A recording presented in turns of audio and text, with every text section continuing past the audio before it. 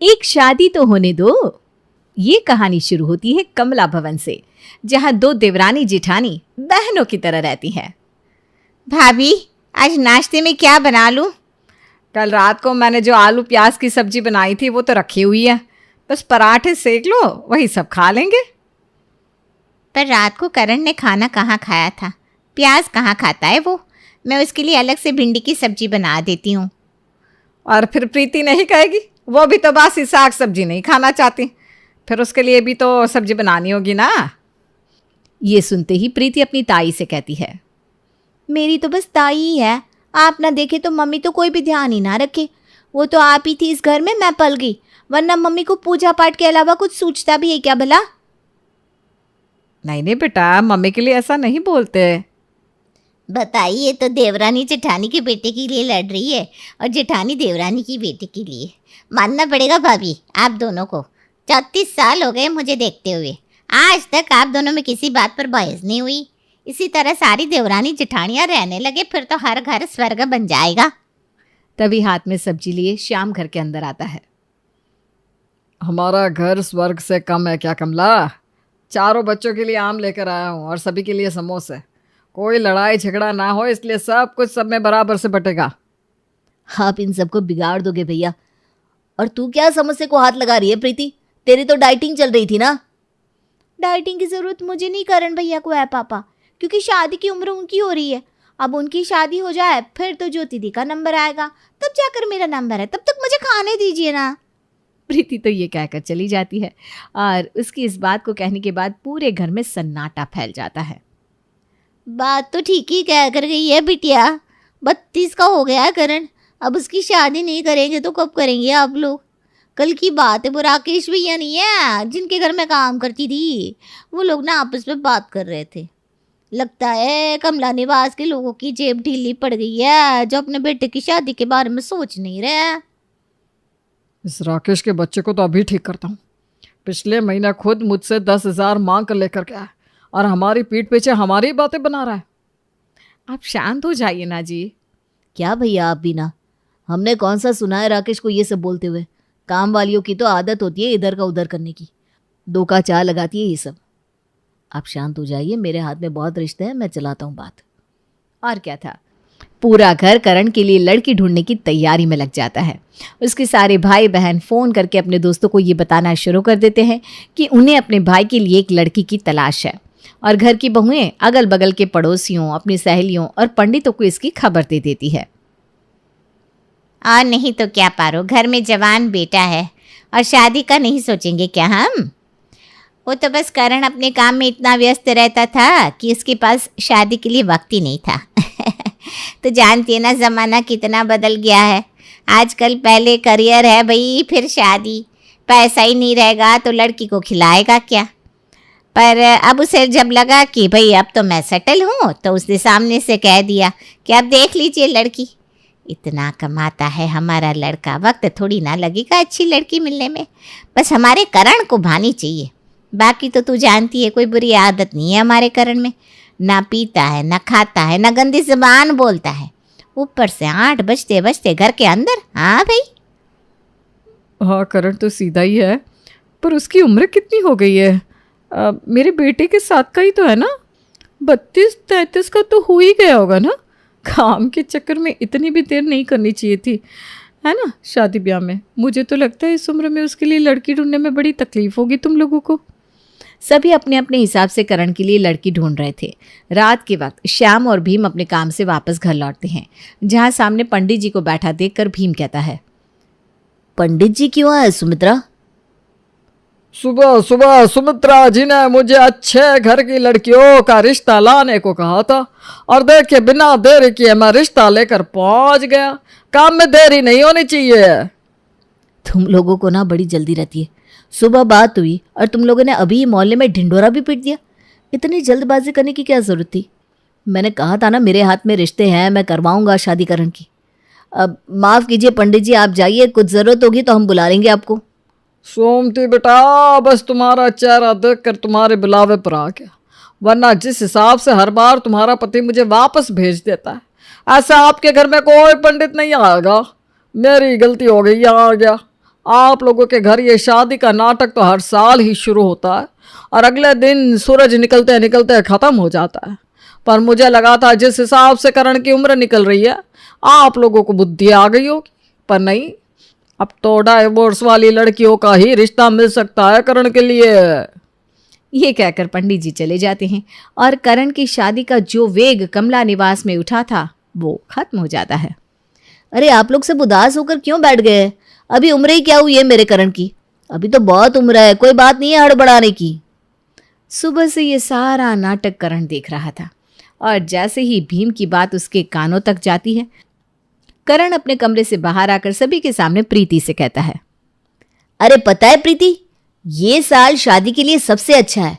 जोड़े में जो अंक है इसके, सब कहते हैं इस साल में जो शादी करेगा उसकी शादी हमेशा चलेगी। 2025 अच्छा नहीं है शादी के लिए, ऊपर से ये महीना, वाह वाह वाह वाह वाह। और अपनी शादी के लिए एक्साइटमेंट सभी में बरकरार रखने के लिए इनडायरेक्टली बेचारा करण सभी के कान में ये बात डालकर अंदर चला जाता है। सुना कैसे अपना जवान बेटा सामने से हिंट दे रहा है। अब मुंह खोलकर बोले, इसका इंतजार कर रहे हैं क्या आप? 32 पूरा करके 33 लग जाएगा करण को नवंबर में, और आप है कि आराम से शादी करने की बात कर रहे हैं। मैं नहीं जानती क्या आपको? आप ना बात ही रफा दफा कर देंगे। 26 साल का था करण जब पहली बार इस घर में उसकी शादी की बात उठी थी। 6 साल हो गए उस बात को। ले आए क्या आप रिश्ता? अरे ऐसा कौन सा रिश्ता है आपके हाथ में जो हाथ के अंदर की लकीरों के साथ बस गया? आप तो कुछ बोलिए भाभी जी।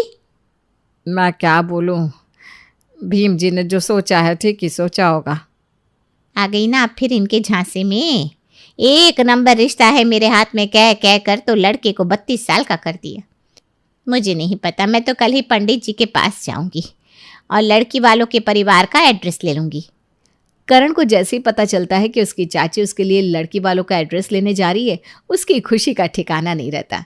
खुद पर जरा भी ध्यान न देने वाला करण सुबह उठते ही फेस पैक लगाकर बैठ जाता है। करण की माँ देखिए इस लड़की के चेहरे पर क्या हो रहा है। कुछ नहीं हो रहा है पापा जी, वो तो मैंने फेस पैक लगाया है।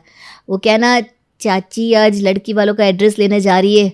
अब पता चला वो लोग साथ में आ गए तो मेरी शक्ल तो सही से दिखनी चाहिए ना। ठीक है भाई, तो तू ज़रा शेविंग भी कर लेना। आज किसी को भी हमारे बिटवा को कुछ बताने की जरूरत ना पड़ेगी। बिटवा की खुशी देख रहे हैं, वो खुद ही सब कुछ कर लेगा। हाँ, करना तो पड़ेगा ही ना। अब इस उम्र में जाकर मेरे घर वालों की आँख खुली है तो इस रिश्ते को हाथ से जाने तो नहीं दे सकता मैं। और सच में ही करण की चाची कुछ देर बाद सोमती को कॉल करके कहती है, तुम लोग ना जरा घर की हालत ठीक कर लो, लड़की वालों को मैं साथ में ही लेकर आ रही हूँ। क्या प्रीति, नेहा, सुबह सब जल्दी से अपने कपड़े बदल लो। पापा चाचू कहाँ हैं अब?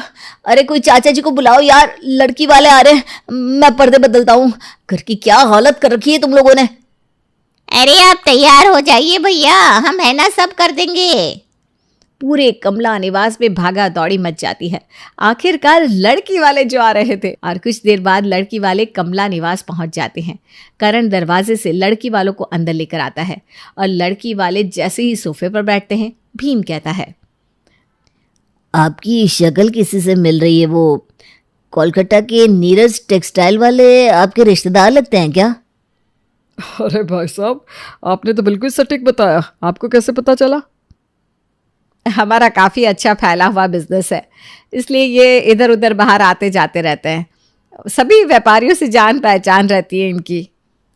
ये है मेरी बेटी प्रिया। बेटा सबके पैर छुओ। अरे ये सब करने की कोई ज़रूरत नहीं है भाई साहब। हमें तो खबर भी पहले नहीं मिली कि आप लोग आ रहे हैं। अचानक से बस नाम की तैयारी कर पाए हम। इतनी जल्दबाजी में आप लोग आए हैं कि क्या कहूँ। मुझे पहले पता होता कि आप लोग आने की सोच रहे हैं तो पहले ही प्रिया की कुंडली मंगवाती। हमारे यहाँ ना बिना कुंडली मिलाए हम कोई काम नहीं करते। फिर तो कुंडली आप अभी मिला लीजिए, उसमें क्या है। और जैसे ही महेश अपनी बेटी की कुंडली सोमती को देता है, यही तो दिक्कत की बात आ गई। हमारे बेटे की कुंडली में जो ग्रह 7वें घर में बैठा है ना, वहीं आपकी बेटे की कुंडली में 3रे घर पर बैठा है। ये रिश्ता नहीं चल पाएगा। माफ़ कीजिएगा महेश जी, ये बात हम आगे बढ़ा नहीं पाएंगे। अरे मम्मी, ये YouTube के ज्ञान को छोड़ो, इस सब से कुछ नहीं होता। और उम्र के 28 साल के बाद ये सारे ग्रह अपने आप अपना प्रभाव छोड़ देते हैं। इस उम्र में कौन सा ग्रह मेरा रिश्ता काट पाएगा? तूने शायद सुना नहीं मैंने क्या कहा। ऐसी शादी करवा कर करेंगे क्या कि बाद में जाकर तलाक हो जाए। और करण के लिए आया पहला रिश्ता कट जाता है। पर करण भी रुकता नहीं। वो शादी.com से रिश्ता देखकर लड़की वालों को अपने घर बुलवा लेता है। इस बार कुंडली की प्रॉब्लम नहीं होगी मम्मी। सुप्रिया की कुंडली मैंने पहले ही खुद की कुंडली से मिला ली है। 25 गुण मिल रहे हैं, बाकी तुम लोग देख लो। और सभी मिलकर लड़की वालों के आने की तैयारी में लग जाते हैं। कुछ देर बाद सुप्रिया के परिवार वाले कमला निवास पहुंचते हैं, जहां हमेशा की तरह भीम सुप्रिया को छोड़कर उसके पूरे परिवार वालों से जान पहचान निकालना शुरू कर देता है। कितनी बदसूरत है सुप्रिया की चाची। हमारे करण को सुप्रिया की चाची से शादी नहीं करनी, सुप्रिया से शादी करनी है। आपको क्या मतलब है? अरे भाई देखो कैसे लड़के के घर आकर सारा नाश्ता खा रही हैं। ऐसे रिश्तेदारों से रिश्तेदारी करके समाज में हमारी इज्जत जरूर चली जाएगी। मैं तो प्रमोद को पहचान गया हूँ, एक नंबर का कंजर आदमी है। ऐसे परिवार में रिश्ता मुझे नहीं करना। मैं अभी भाभी से बात करता हूँ। और भीम फुसफुसाता हुआ अपनी भाभी के कान भर देता है। अपने देवर की सारी बात मानने वाली सुमति लड़की वालों से हाथ जोड़कर माफी मांगते हुए इस रिश्ते को भी ना कर देती है। आपको क्या लग रहा है कि आपका बेटा कोई राजकुमार है तो उसके लिए लड़कियों की लाइन लगी रहेगी? कितनी मुश्किल से लड़की मिलती है इस उम्र के लड़के को। एक तो पापा सबकी खूबसूरती देखते रहते हैं या उनकी जान पहचान का कोई निकल ही आता है। हमें तो लड़की अपने घर लानी है ना। और पढ़ाओ इन लोगों को। देख रही हो सुमित्रा कैसे मुझसे जुबान लड़ा रही है ये लड़की। बाकी लोग तो कुछ कह नहीं रहे। ठीक ही तो कह रहे हैं चाचा जी प्रीति। मेरी शादी होगी तब तो उसका नंबर आएगा। ये भी कोई बच्ची नहीं रही, 28 साल की हो गई है। अब तो लोग बातें बनाने लग गए कि कहीं कमला निवास वाले अंदर से खोखले तो नहीं है, जो अधेड़ उम्र के जवान लड़के लड़कियों को घर पर बिठा कर रखा है। पिछले 32 सालों से इस घर के लोग दूसरों के घर जा जाकर खाकर आ रहे हैं। हमारे घर भी तो कोई जश्न होना चाहिए जिसमें लोग आकर खाएं। मुझे नहीं पता बेटा। अरे लोगों का तो काम होता है बात बनाना। राजा के पीछे भी लोग उसकी बुराई करते हैं, पर सामने बोले तब ना। और वैसे भी तेरे सर में पीछे के बाल में 2 छेद है, इससे पता चलता है कि तेरी 2 शादियां होंगी। आग लगे 2 शादी को मम्मी, तुम मेरी एक शादी तो होने दो। जब भी शादी की बात होती है चाचा जी को लगता है अभी बहुत उम्र बाकी है मेरी। ऊपर से तुम्हारा कुंडली पुराण, तीसरी मेरी उम्र। इन तीनों के बाद लड़की मिलना असंभव है, असंभव। मैं तो कहता हूं जो रिश्ता मिले वहां हाँ कर दो बाबा। और लड़की हमारे जात की ही होनी चाहिए बेटा, और पूरी वेजिटेरियन, वरना फिर मैं मना कर दूंगी। हाँ हे भगवान, इतनी जल्दबाजी किस चीज की है मुझे तो यही समझ में नहीं आ रहा। ये जरूर प्रीति ने इसके कान भरे होंगे। तो फिक्र मत कर, मेरे हाथ में बहुत रिश्ते हैं, मैं लगा दूंगा रिश्ता तेरा, टेंशन ना ले। हाँ। और इस तरह बड़ी मुश्किल से जब भी कोई रिश्ता आता, कभी कोई तो कभी कोई, उसमें कमी निकाल कर रिश्ते को ना करवा देता। और 1-2 महीने के बाद सभी फिर से शांत बैठ जाते हैं और भूल जाते हैं कि उनके घर में कोई लड़का भी है जिसकी शादी की उम्र कभी भी खत्म होने वाली है। पर प्रीति इस बात को समझ गई थी कि इस तरह से घर वालों से शादी की उम्मीद करना अब बेकार सा है। वो रात को करण के कमरे में जाती है और उसके कान में कुछ ऐसा कहती है जिसके बाद सभी घर वाले खुद करण की शादी करवा दे। अगली सुबह छबीली भागते हुए दरवाजे से अंदर आती है। करण भैया अपने साथ लड़की लाए हैं, दोनों के गले में वर्णमाला है। शादी करके आए हैं भैया, छोटी बहू बड़ी बहू। अरे जल्दी बाहर आओ। ये कौन है बेटा, ये सब क्या है? तूने शादी कर ली? तू कब से जानता है इसे? और जब ये तेरे जीवन में ही थी तो फिर क्यों हमें लड़की ढूंढने के लिए कह रहा था? सारी बातें दरवाजे पर ही करनी है क्या? पूरा मोहल्ला जमा हो जाएगा। करण बेटे के साथ अंदर आ जाओ। मैंने कितनी बार आप लोगों से कहा कि मेरी शादी करवा दीजिए, मेरी उम्र निकल रही है, पर आप लोग तो देरी पे देरी किए जा रहे थे। कब होती मेरी शादी, कैसे होते बच्चे? और फिर इस मसले का एक ही हल मुझे सूझा, अनिका से शादी। अनिका डाइवोर्सी है, पहली शादी से इसे 5 साल का बेटा है, तो बच्चे की प्रॉब्लम सॉल्व हो जाती। बच्चा पला पलाया है, इस सर पर छत मिल जाएगी और मुझे बुढ़ापे का सहारा। इसलिए मैंने सीधा मंदिर में जाकर शादी ही कर ली। आप करते रहेंगे सुंदर बदसूरत अमीर कंजूस। ले आया ना ये शादी करके लड़की को, ऊपर से दुजवर। मेरा कवारा बच्चा, पहले से शादीशुदा एक बच्चे की माँ को बहू बना कर ले आया। अरे क्या जरूरत थी इतनी उंगली करने की आपको? तू ही बता प्रीति, क्या मैं बस उंगली ही करता था? ये भी तो कहती थी लड़की हमारे जात की होनी चाहिए। इस घर में कुछ भी कहने में किसी ने कोई कसर नहीं छोड़ी थी, तो ये तो कभी ना कभी होना ही था। आज तो मेरे को लग रहा है कि इस घर में आप सबकी एकता ही हमारे करण की इस हालत का कारण बन गई।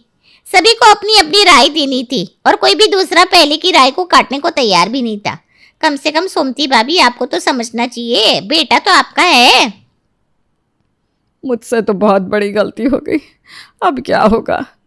सभी सर पकड़कर बैठ जाते हैं। फिर करण कहता है, मैं कोई ऐसा काम नहीं करूंगा जिससे आप सबका सर झुक जाए, पर किसी को ऐसा करने के लिए मजबूर तो मत कीजिए आप लोग।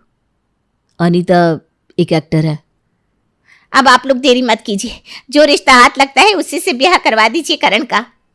और आखिर में 15 दिन में ही करण की शादी हो जाती है और बाकी बच्चों के लिए भी रास्ता खुल जाता है।